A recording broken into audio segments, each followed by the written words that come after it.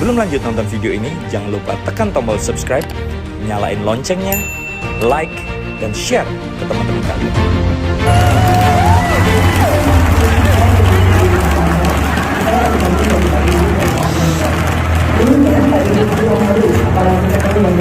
Tapi sekarang Pak Idris menjadi pemimpin yang hebat, yang besar, yang luar biasa. Sukses untuk Pak Idris.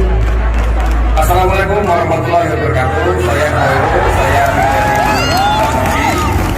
kalau melihat kondisi Mbak Novi sama Presiden sekarang, saya nggak heran ya, karena perjuangannya beliau sangat luar biasa. Assalamualaikum, saya Farel. Kami anak dan Novi Idris. Kami pun is the best.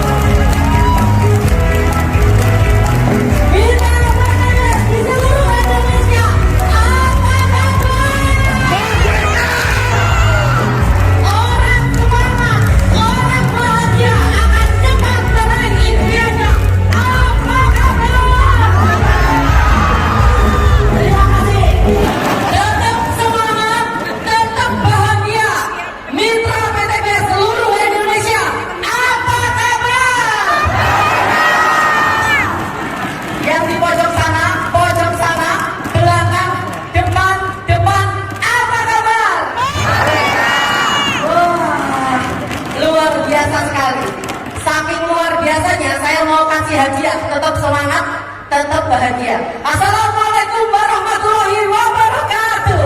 Waalaikumsalam warahmatullahi wabarakatuh. Cakep. Bapak Ibu, saya punya pantun. Jangan lupa bilang cantik. Oke, karena kan saya perempuan, masa cakep? Oke. Buah kedondong dimakan sedikit. Kenalin dong, nama saya Novi Didi.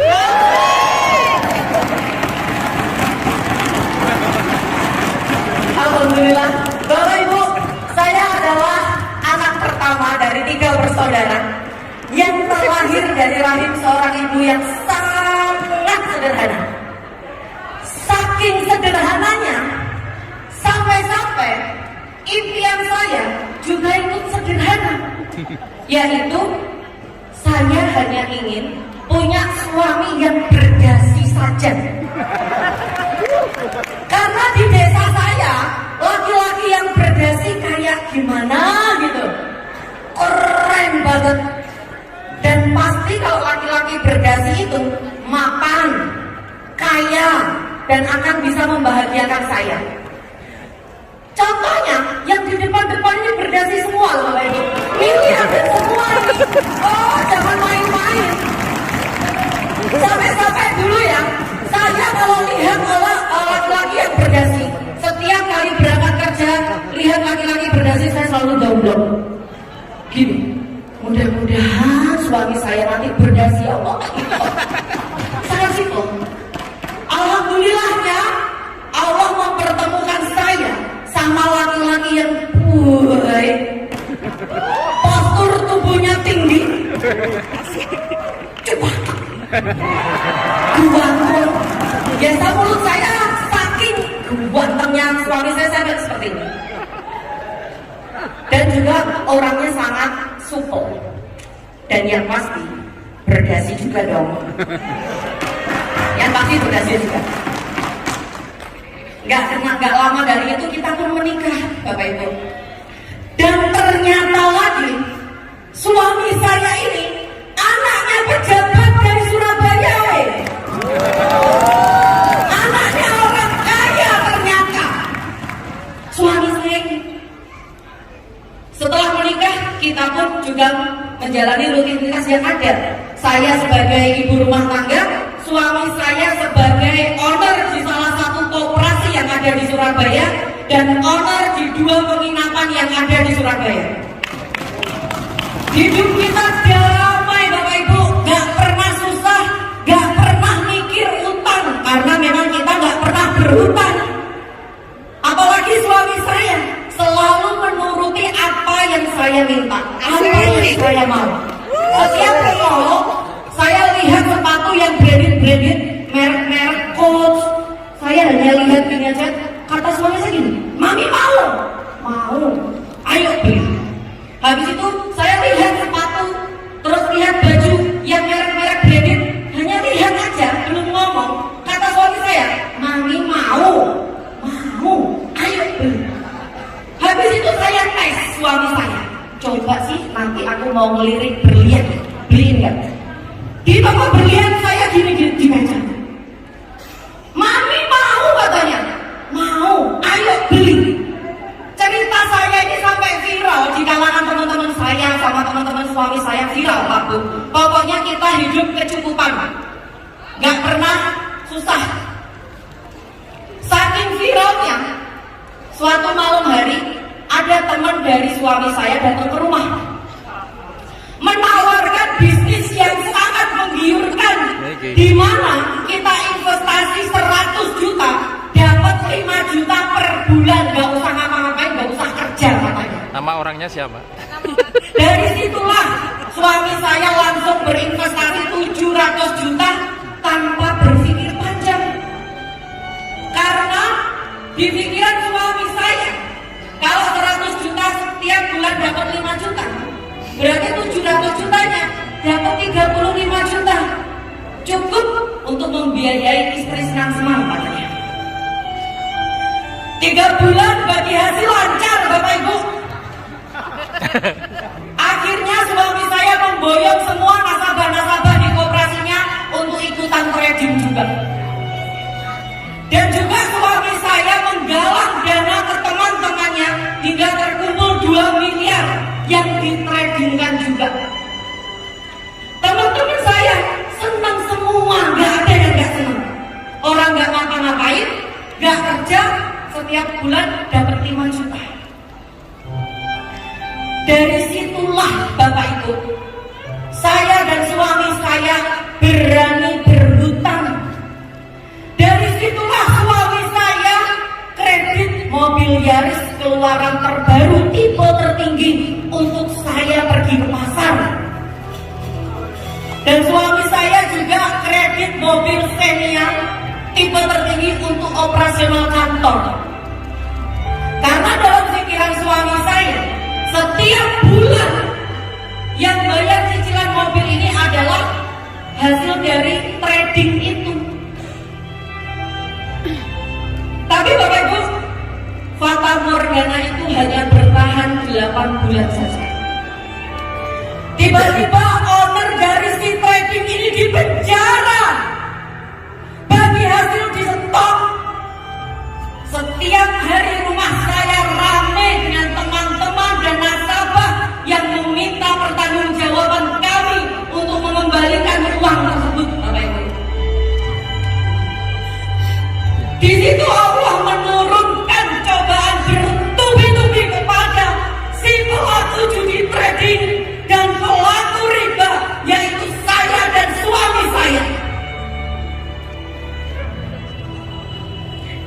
Yang pertama, Allah menurunkan derajat saya yang awalnya saya di atas hingga hancur bertubi-tubi sampai minus, Bapak Ibu.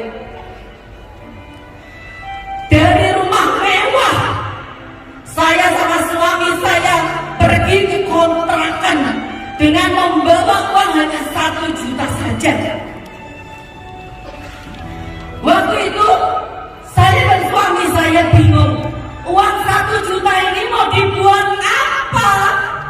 Dibuat makan sebulan habis, Bapak Ibu, nggak cukup. Dibuat usaha apa? 1 juta.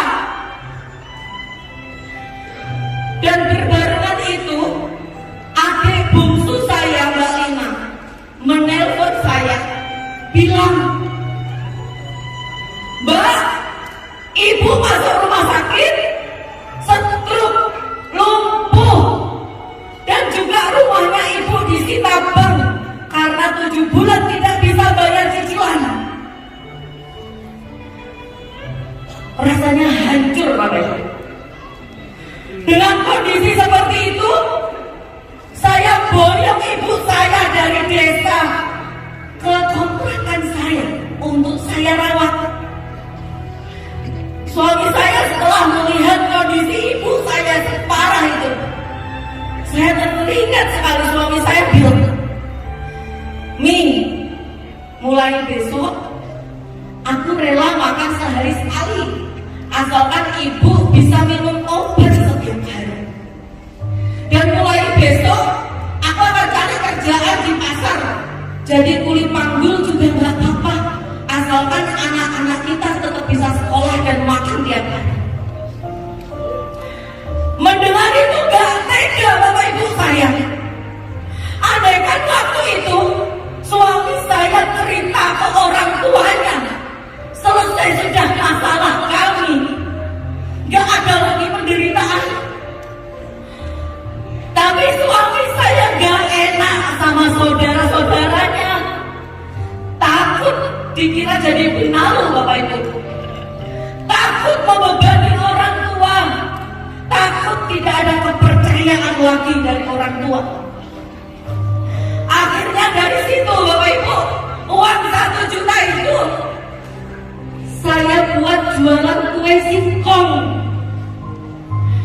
di mana malam harinya suami saya harus belanja singkong di pasar, lalu diparutnya hingga tangannya berdarah-darah.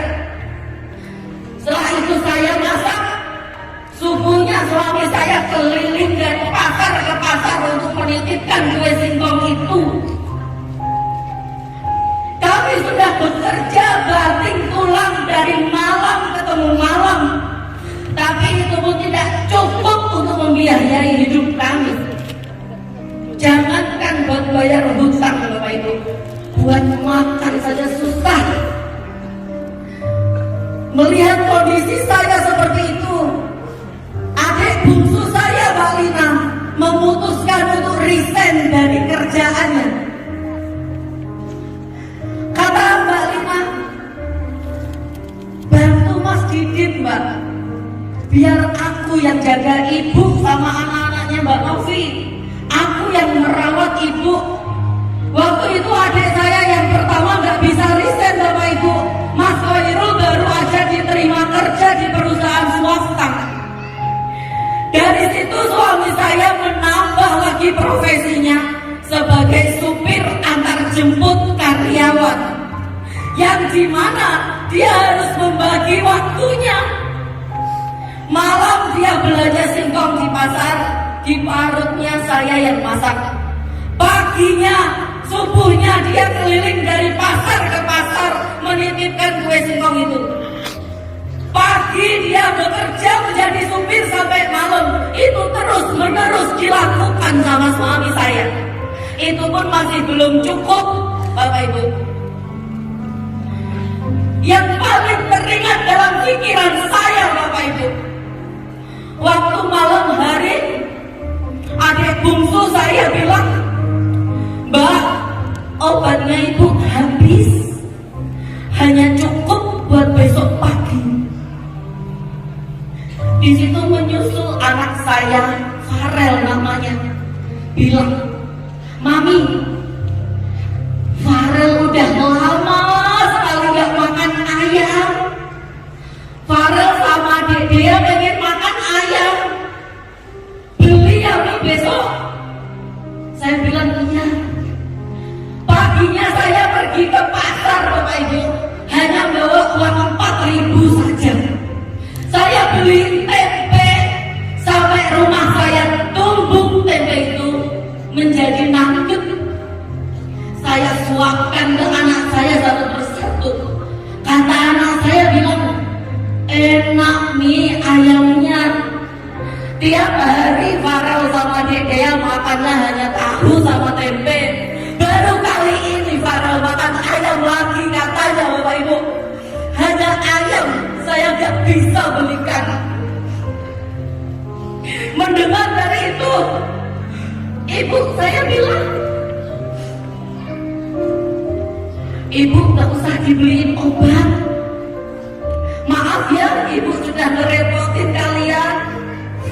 Uang buat beli obat, buat beli ayam saja, ibu mati gak apa-apa," katanya. Mendengar itu Bapak Ibu, saya langsung lari ke kamar.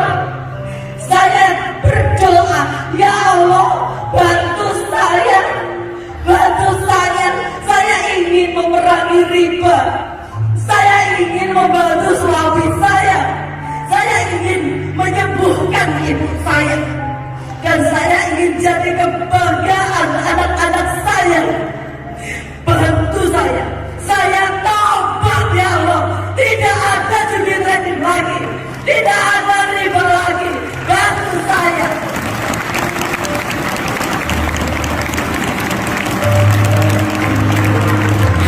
Gak lama Bapak Ibu, telepon saya berdering dari penjual kaset. Di mana penjual kaset itu bilang, "Novi, kamu mau rumah lagi nggak? Kamu mau nggak kendaraan lagi? Kamu mau nggak punya penghasilan tambahan lagi? Kalau kamu mau, aku tahu caranya. Aku sudah membuktikan 2 hari aku dapat 4 juta." Kata si penjual kaset itu. Di situ saya merasa menemukan harapan baru Bapak Ibu. Tapi hati sama pikiran saya berkata, jangan sampai saya tertipu lagi. Jangan-jangan saya ditipu lagi. Tapi kalau saya nggak datang, kalau saya nggak menemui si penjual kaset itu, ini saudara saya Bapak Ibu, saya nggak enak.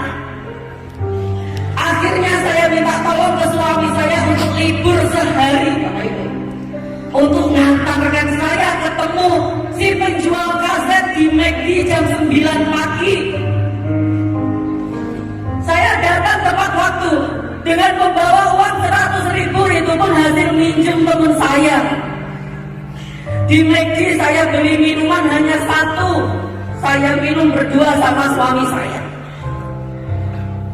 Tiba-tiba penjual kaset datangnya jam 11. Ini kalau bukan saudara saya, tak pecel-pecel. Asli. Mana Bu Hayati tadi? Mana Pak Enggar? Mana Pak Enggar? Pak Bu, kalau boleh jujur, dulu waktu ketemuan sama bapak ibu semua, saya sama suami saya posisi nahan lapar. Mereka datang tiba-tiba kayak gak punya dosa, langsung minta dibeliin makan dan minum. Keterlaluan. Saya nunggu 2 jam, datang langsung dibeliin makan sama minum. Asli, kalau bukan saudara saya, tak pecel-pecel. Setelah itu Bapak Ibu, belum juga duduk, tangan saya ditarik sama penjual kaset. Katanya seperti ini, "Hei, aku bilang kamu sama Mas Didit orang kaya, jangan malu-maluin aku ya. Pokoknya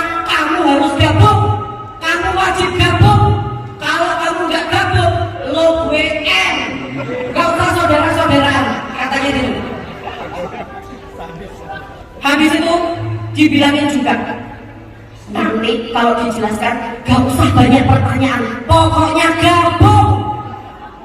Itu kata penjual kaset. Saya sama suami saya, Pak Bu, duduk dengan wajah tegang. Pak Enggar jelaskan, Bu Novi, Pak Didit ada pertanyaan? Gak ada. Yang kedua dijelaskan, Pak Didit, Bu Novi ada pertanyaan? Gak ada. Bingung mau ngomong apa. Habis itu yang ketiga, Bu Novi, Pak Didit ada pertanyaan.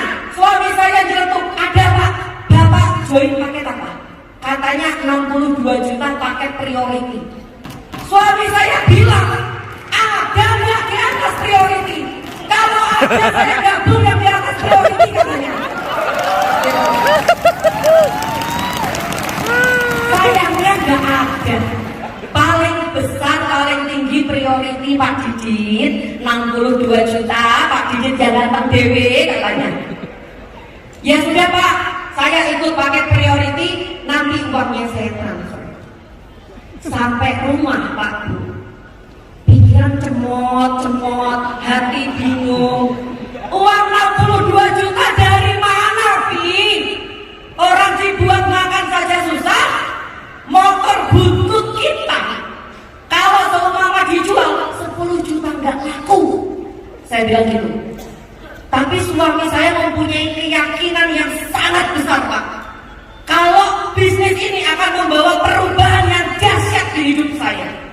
Makanya kita putuskan, saya dan suami saya memutuskan untuk berhutang sekali lagi demi melunasi hutang selamanya. Dari situ saya sama suami saya silaturahmi ke teman, ke saudara yang masih percaya sama kami. Kami pinjam uang 2 juta, 1 juta, 5 juta, hingga terkumpul 62 juta. Kami kasih cash 62 juta. Aduh. Setelah bergabung Bapak Ibu, setelah bergabung, saya sama suami saya bingung.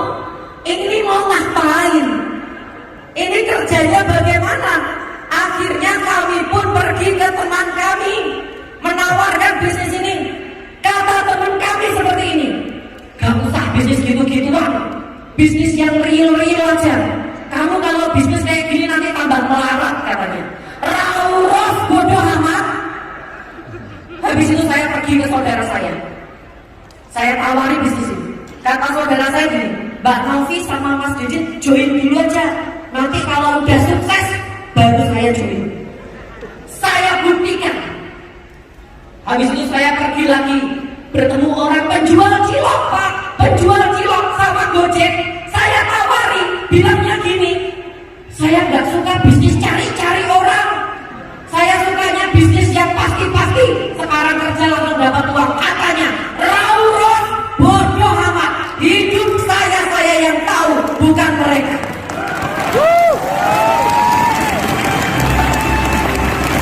Sudah 90% saya menawari bisnis ini ke semua orang. Semuanya menolak, gak ada yang menerima Bapak Ibu. Saya bilang sama suami saya, 90% menolak.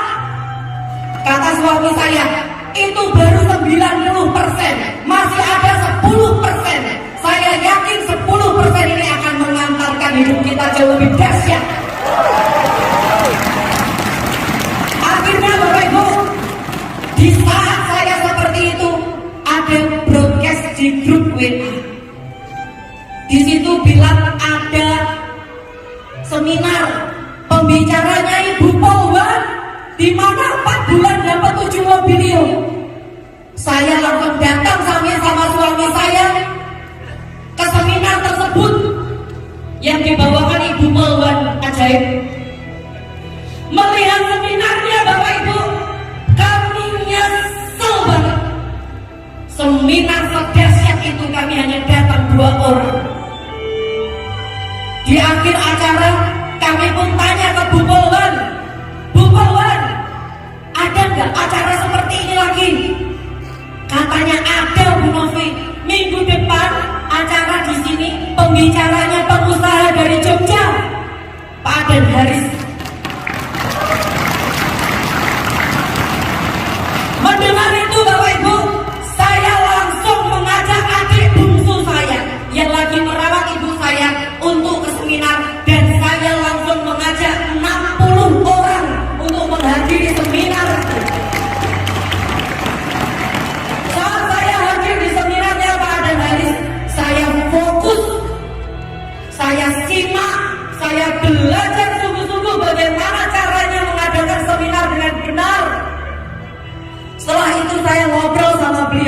Beliau mengarahkan saya, mengajari saya, hingga saya bisa pede Bapak Ibu membuat seminar.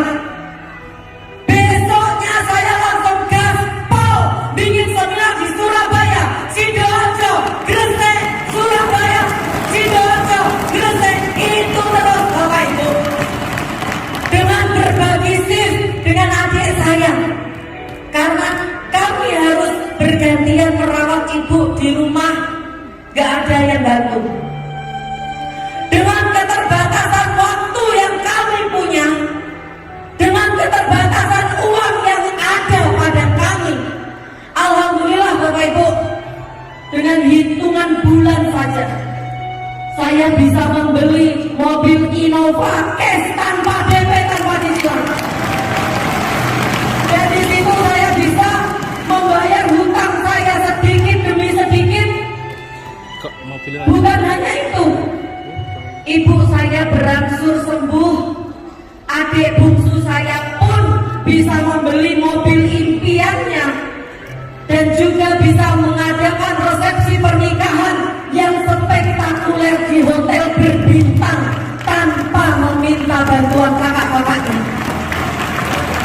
Karena adik saya tahu kakaknya itu banyak hutang, makanya dia tidak mau merepotkan kakak-kakaknya. Bapak Ibu, PT BES adalah wadah yang besar.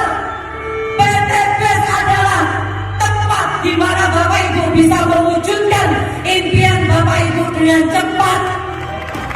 Maka manfaatkanlah PT BES untuk mewujudkan impian Bapak Ibu dengan cepat.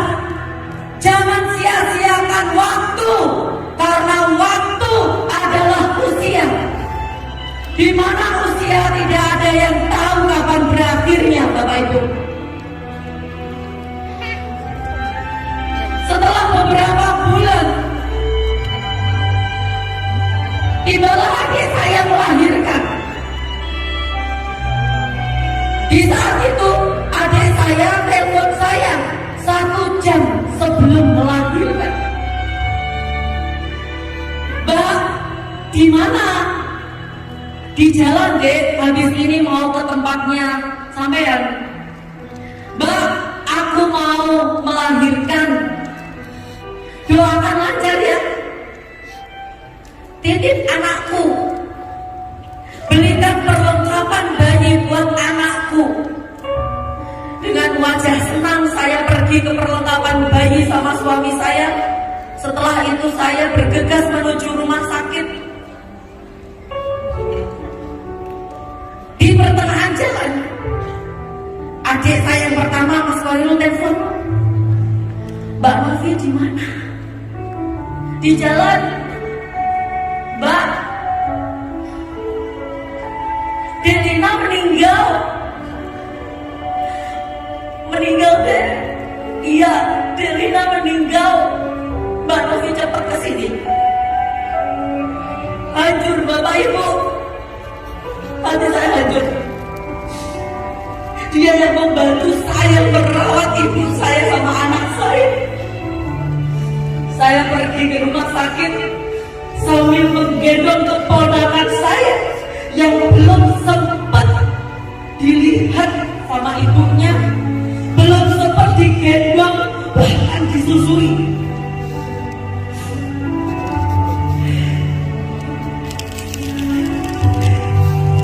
Setelah itu saya mengantar jenazah adik saya ke pemakaman terakhirnya. Di situ saya melihat makam adik saya. Terasa ada yang berbisik di telinga saya, Bapak Ibu. Novi, lihat makam adik kamu. Adaikan yang di dalam situ kamu sama suami kamu. Siapa yang akan bayar hutang-hutang kamu? Apakah anak kamu yang masih kecil-kecil? Apakah ibu kamu yang baru sembuh dari stroke-nya? Melihat itu Bapak Ibu, terasa terngiang-ngiang di telinga saya. Saat itu saya sama suami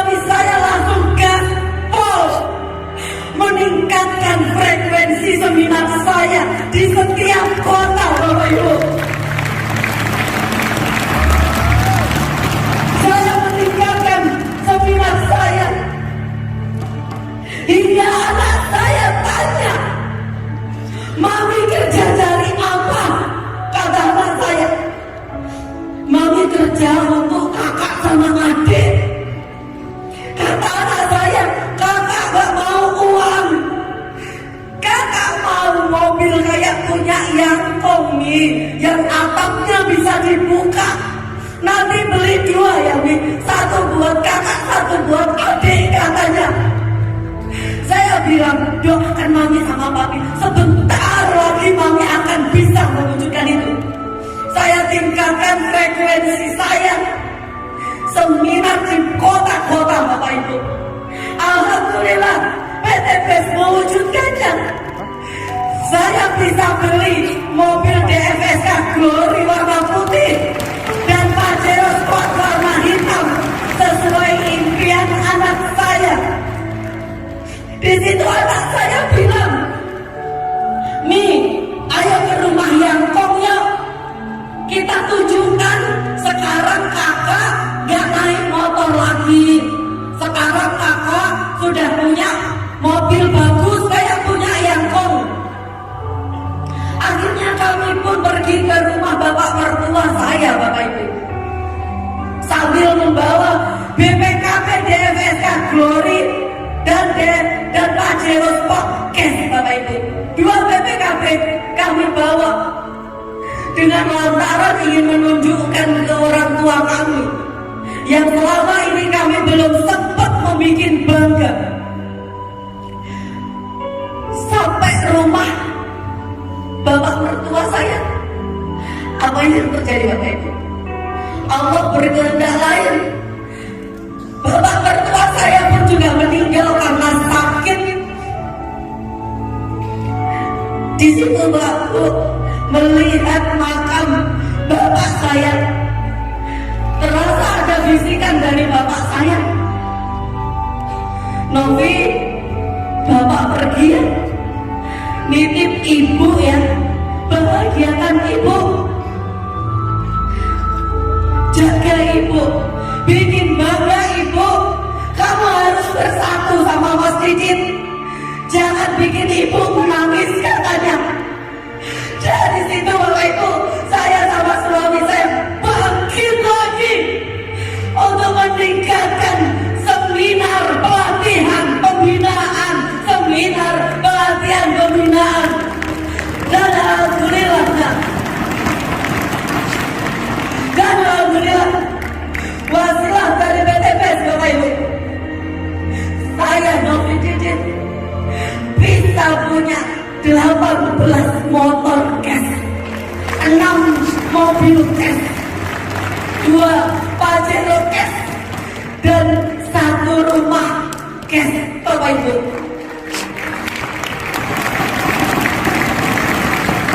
Dari situ saya bisa membangunkan rumah ibu saya. Saya bisa melunasi hutang ibu saya.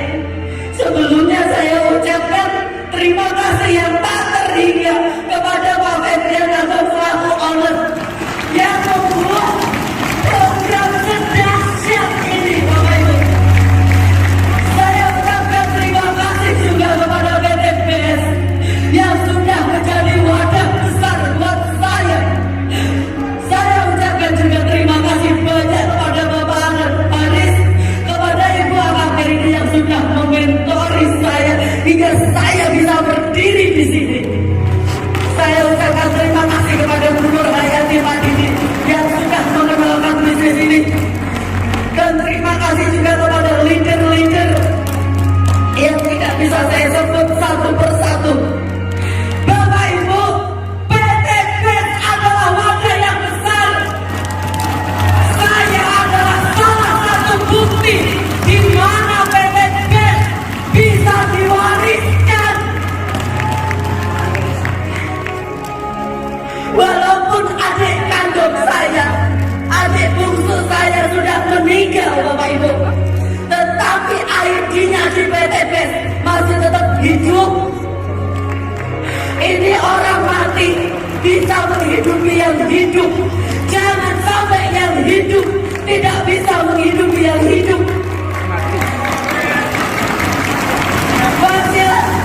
Wasilah dari PT PES, Bapak Ibu. Sebelum adik saya meninggal, adik saya sudah membantu mitra-mitranya hingga sukses di bisnis ini. Dan baru saja kemarin, minggu lalu, almarhum adik saya nembus Pajero cash 500 juta. Yang jatuh ke tangan ahli warisnya, yaitu anak dan ibu kandungnya. Bapak Ibu, kalau teringat kisah adik saya teringat kisah Wali Songo, Bapak Ibu, di mana Wali Songo itu sudah wafat, tetapi dari pelataran makamnya Wali Songo itu bisa menghidupi banyak orang. Di situ banyak orang berjualan di makamnya Wali Songo itu, Bapak Ibu, hingga orang tersebut bisa sedekah, bisa umroh, bisa haji, bisa menyekolahkan anaknya. Itu sama dengan membangun masjid di akhirat sana, Bapak Ibu. Begitu juga dengan adik saya. Adik saya meskipun sudah meninggal, bonus-bonusnya tetap jalan hingga bisa mengumrohkan orang tuanya tanggal 11 Oktober besok, Bapak Ibu. Bapak Ibu, waktu tidak ada yang tahu kapan berakhirnya. Manfaatkan waktu sebaik-baiknya. Banggakan orang tua sebelum mereka tiada. Selagi kita dikasih kesempatan, dikasih waktu, Bapak Ibu, maka jadilah pemenang. Jadilah pemenang. Jadilah pemenang. Setiap manusia pasti mempunyai impian. Jangan sekedar bermimpi, tapi wujudkan mimpimu.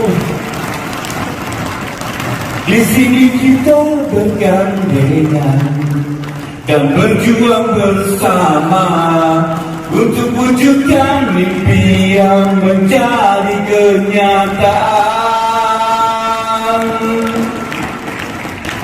Saudaraku tercinta, hidup itu pilihan. Kadang di atas, kadang di bawah. Ada kala kita saat jaya, ada saatnya juga terjatuh. Dan tidak ada seorang pun yang bisa menghindar dari masalah dan kesulitan dalam hidupnya. Karena masalah dan kesulitan itu akan selalu ada. Seberat apapun masalah itu, seberat apapun kesulitan itu, jangan pernah menyerah. Jangan pernah menyerah. Dan jangan takut untuk kembali bermimpi besar. Jangan takut, saudaraku, untuk kembali bermimpi besar. Di saat kita terjatuh, saudara, begitu banyak kelecehan dan hinaan. Sama hanya di dalam bisnis ini, di dalam membangun bisnis ini, saudara. Ketika kita membangun grup, tiba-tiba rontok, bangun lagi, rontok lagi. Di luar sana banyak yang melecehkan, banyak yang menghina, banyak yang mencibir, banyak yang menolak, bahkan saudara kita sendiri menghina kita. Kita dihina oleh saudara kita sendiri, tapi itu semua tidak penting. Tidak penting, saudara. Tidak penting. Seorang pemenang akan fokus pada impian besar. Oleh sebab itu, saudara, tidak penting Tidak penting berapa kali Anda terjatuh. Tidak penting berapa kali Anda terjatuh. Tidak penting. Yang terpenting adalah Anda segera bangkit ketika Anda terjatuh. Anda segera bangkit setiap kali Anda terjatuh. Anda segera bangkit setiap kali Anda terjatuh. Jatuh, bangkit lagi.